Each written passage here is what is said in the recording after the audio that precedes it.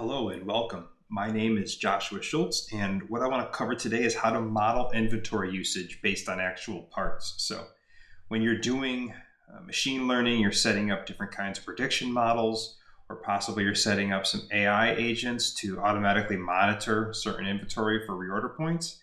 You need to be able to model that kind of in this fake universe to be able to test and do training on. So, what I'm going to show you is really quickly how to kind of set up and model inventory usage based on actual parts. So the first thing I'm going to do here is import my libraries.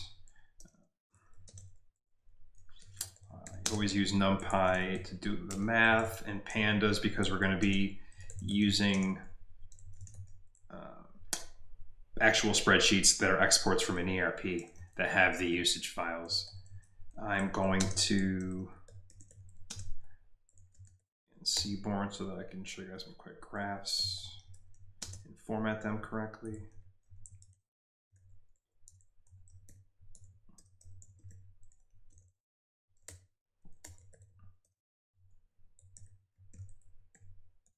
This is a nice clean use. All right, so now that we brought in our libraries, let's grab that sheet. So if you look here, you can see that I've got a bunch of things that I'm working on. One of the things, data, check data, and you'll see that one of the sheets is called usage. So that's the sheet that I want to bring in. And I just wanted to make sure that it was there. So let us grab that using pandas.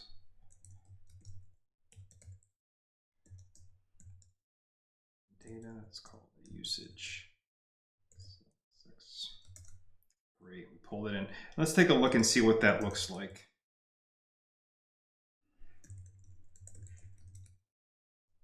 We can see that we've got a number of part numbers going off to the right with the usages, and then it looks like usage for each month. And so this goes down 252 columns, so there's 251 parts, and in this case 5 rows. Let's get an idea how much history we have.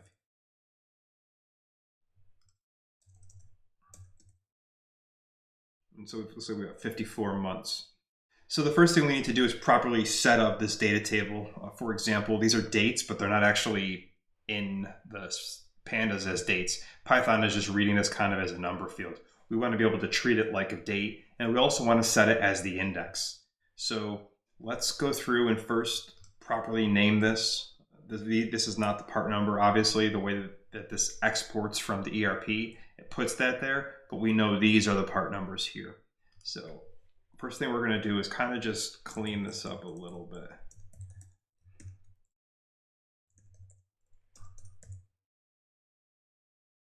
I'm going to feed it this list. Tell it that part number is going to be converted to the month.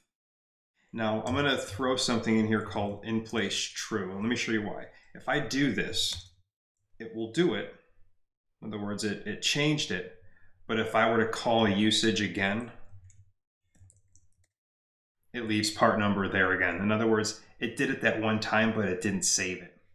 I can create a new one, usage 2, that equals that. And now when I call usage the original, part number is there, usage 2, it saved it to month. There's even a quicker way to do it. It's the one that I usually use when I don't need to save the old version that I'm working on. In other words, when I don't need to access this with the part number again, is you can do it and then you just add in place. And this works with a number of pandas calls. So now usage itself has been changed, and just to verify that, you can see now it's month. So the question is, how do we, I'm going to pull one of these parts. So the way you pull a part is you can just call a column. You can see here's all the usage going down. But this is indexed by a number, not a date. So I think the next thing that we're going to want to do is set the proper index for this pandas data frame. So let's create a new column. We'll just call month index. And what it'll be is we'll convert time.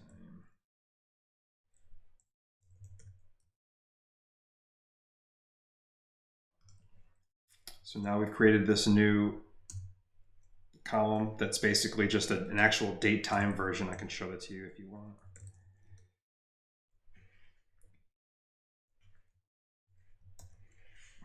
See, this is basically changed the data type. Looks the same, but it's no longer a string or numbers. It's an actual date time.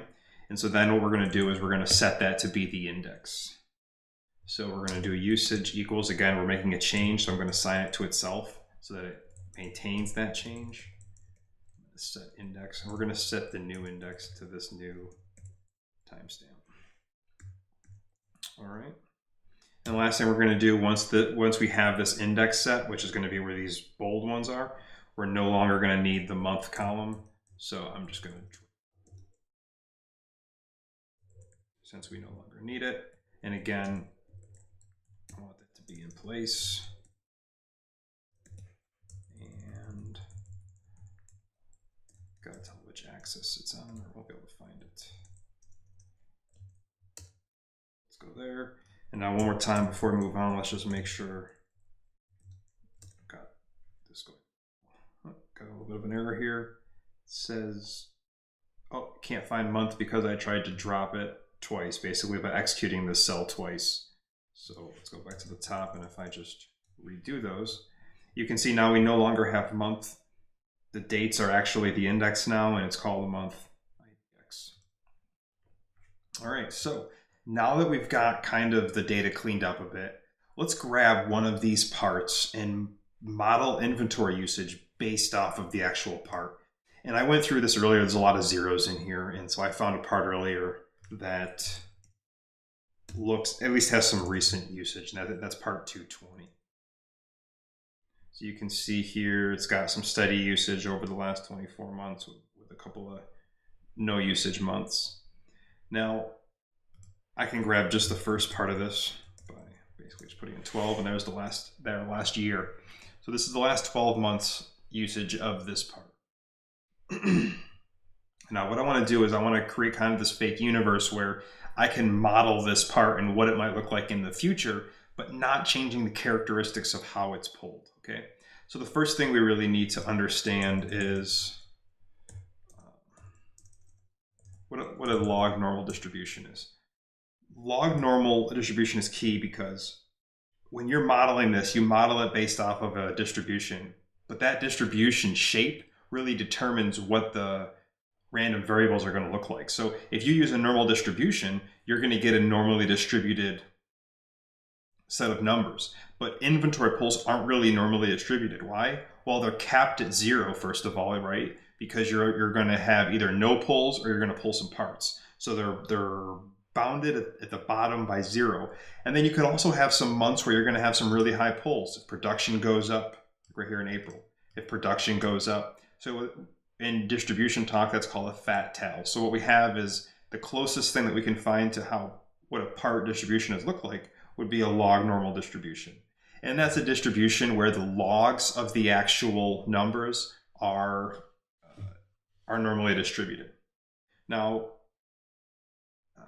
NumPy gives us this really useful feature where we can create a random variable from a log normal distribution. And it takes a mu and a standard deviation, or an average and a standard deviation, to generate those, just like it would from a normal, except it's the actual log. So we're going to have to convert this usage into log and then use that to generate the statistics with which we're going to create our modeled universe. So let's take a look at what this looks like so we can have an idea of what. I'm actually going to create this to a variable so we can use it over and over. So I'm going to create part usage is going to be part 220. Now I can plot usage. We get an idea what it looks like. So again, we can see we have, it's bounded by 0, and we have some high peaks where extra parts are pulled. And what we want to do is we want to get the mean and the standard deviation so that we can populate random log normal pulls and then create kind of this fake universe. The problem is you can't take the log of a 0. So there's two ways that we can get around this. I'm going to show you two, and then I'm going to use one of them. We're about to see one of the errors pop up. So if we take the log of part usage, you can see basically it's telling you, hey, you can't take the log of 0. And if you remember from earlier, there were some zeros in this series. It still actually does it though, but what it does is it gives you, to the first 20, it gives you this negative infinity error. So you can easily just go through and replace that. You can use NumPy and just replace, let's see here, usage.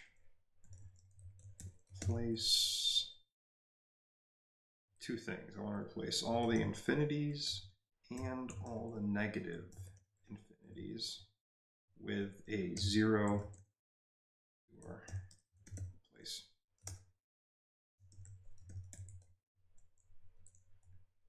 And that gives us this. So that's one way to do it, where now that's just becomes 0, and we've got these log numbers of our quantities that we pull. There's another way to do it that I like, just because it doesn't give you an actual error, and it is minimal impact on the actual quantities. And that's, I like to add 1 to wherever there's a 0. So I just add like one piece that they pulled. So to do this, let's reset part usage. And before we do any of this, erase this. Before we do the log this time, I'm going to take that part usage series and I'm going to add 1 only where there's a 0. So if I look at part usage, I can find that there's a few of them. Here's the dates that they're zeros. And so all I need to do is basically set this equal to 1. Now when I look at part usage, wherever there was a 0, there will now be a 1. And I can take the log of 1, and it'll essentially be right near 0, so it won't impact my numbers too much, but it will get rid of the error for when I want to write a method later on. So now that we've done this, let's create log usage is going to equal the log of our part usage. And we can now use this to get the statistics on this part. What do I mean by statistics? Well, we need the average and we need the standard deviation. And from that, we can populate kind of these random numbers that fit in the same kind of universe that these parts were pulled from. That'll be more clear in 1 second. So let's take our log usage. Now let me show you something really quick before we do this. This series has 53 different entries. As you can see, when we first started, it wasn't used much, and then usage kind of picked up, and then it got more steady. If we use the entire series to get the average and the standard deviation, the average is going to be lower because of all these zeros, and the standard deviation is going to be higher because it went 0, 14,000, 0. It was kind of start, stop, start, stop. This is what's called a regime change in statistics. You don't want to gather statistics over regime changes. So what we're going to do is we're just going to grab the last 24 months because this looks like it's been fairly steady. This was kind of a start-stop period for this part. So I'm going to go down and I'm going to set a time period that I can change later if I want. Time period equals 24. 24 periods, 24 months, that's 2 years. And just to show you something, let's do log usage. I'm going to grab just the time period that I added. And I'm going to do the mean. And let's call that mu. That's the average. Oh, I didn't add the underscore. So you can see the average is 8. This is the average of the logs. Now, if I were to take the mu of the entire series of that part,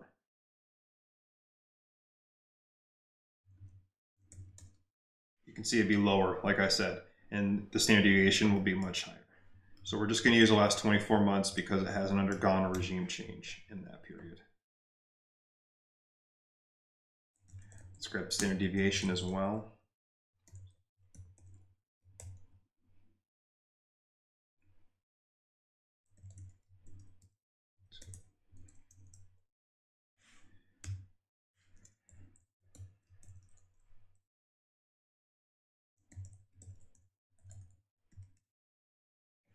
And we can see that the logs of our quantities that we've pulled has an average of 8.5 and 1.96. So using that, the reason that we did all that was we can now generate a usage that will fall and move roughly how this specific part has moved. So let's just pick one random month usage. And we'll just create a random variable with a log normal distribution. And it takes mu and sigma.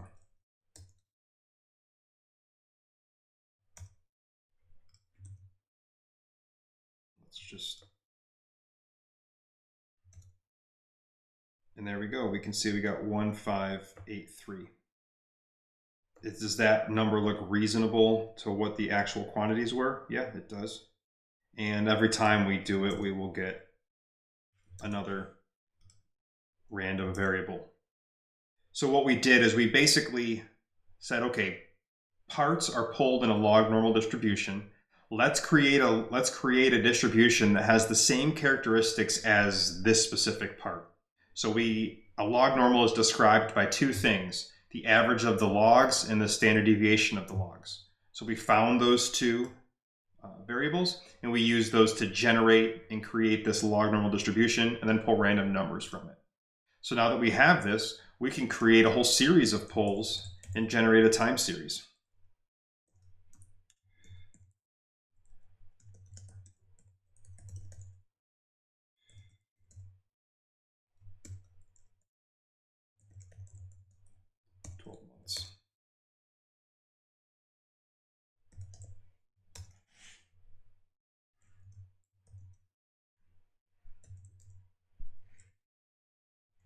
There we go. We now have a whole array of 12 months of random numbers generated from our log normal distribution, which was set up to match our actual part usage.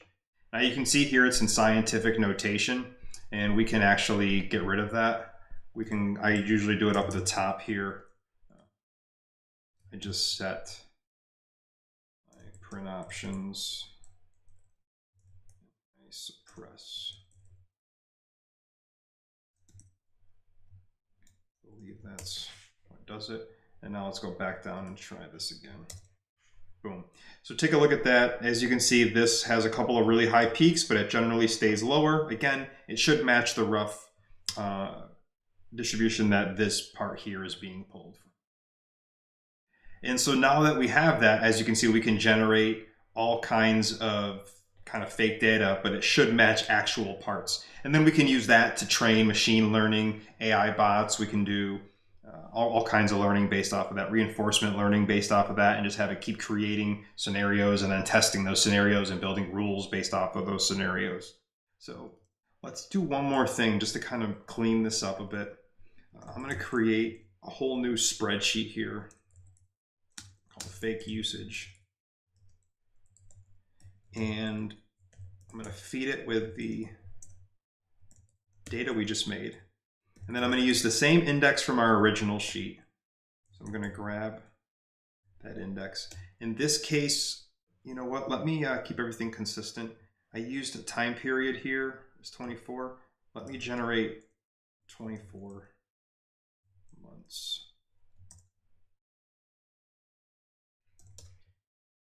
And then down here, I can use that level of the index.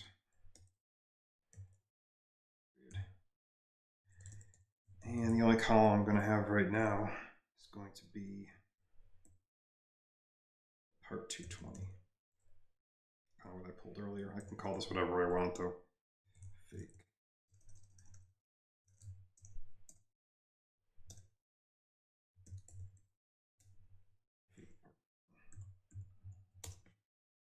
Right.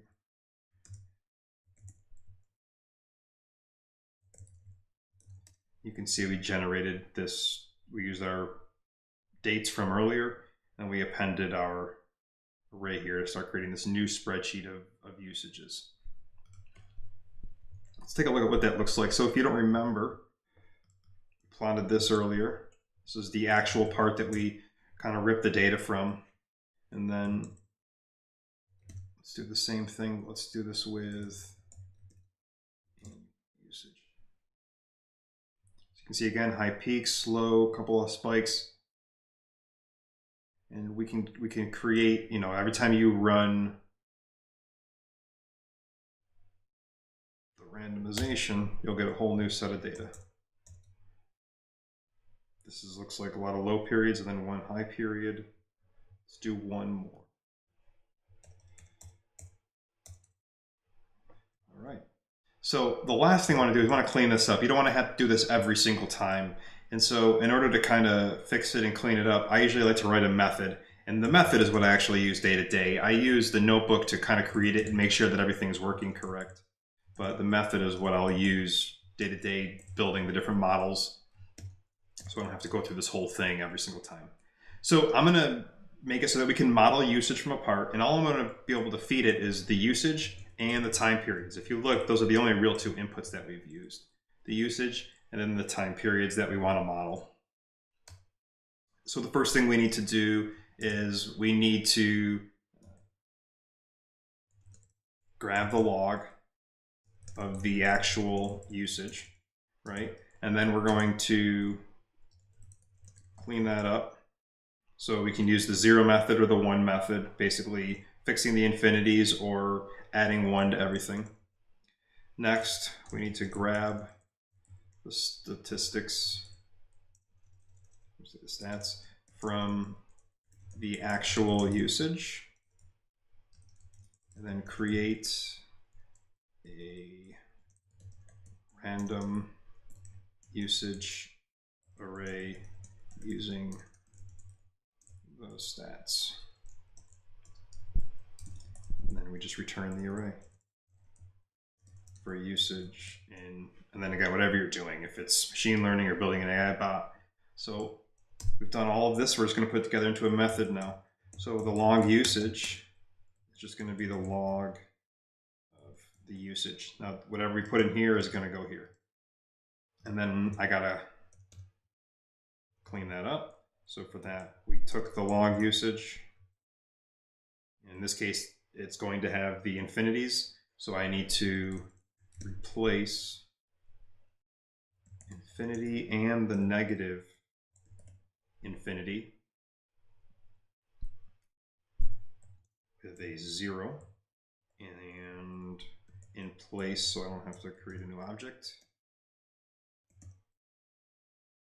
Now the next thing to do is grab the stats from the actual usage. Now you can type them. I did it all up here, so I'm just going to grab it. That's all that right there. Give it a read, make sure it works. The average is going to be the log usage. Time periods. Log usage is still what I'm calling it, and time period. So it's like I have an S, so I have to add S to make sure that the variables are all still the same. Then create a random usage array using those stats. Using this line here.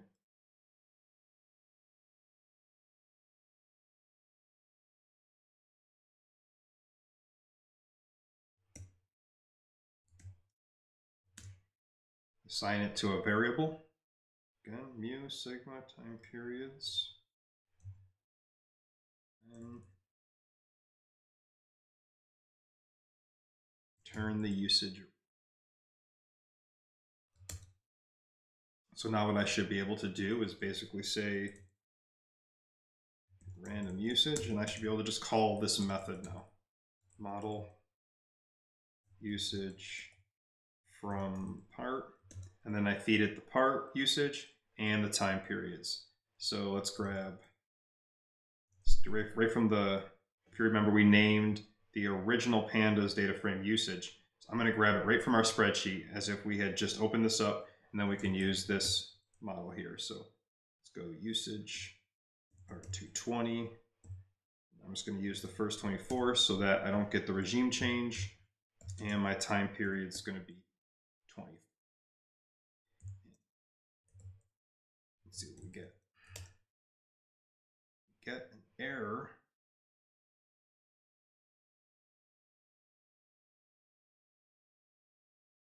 Int is not.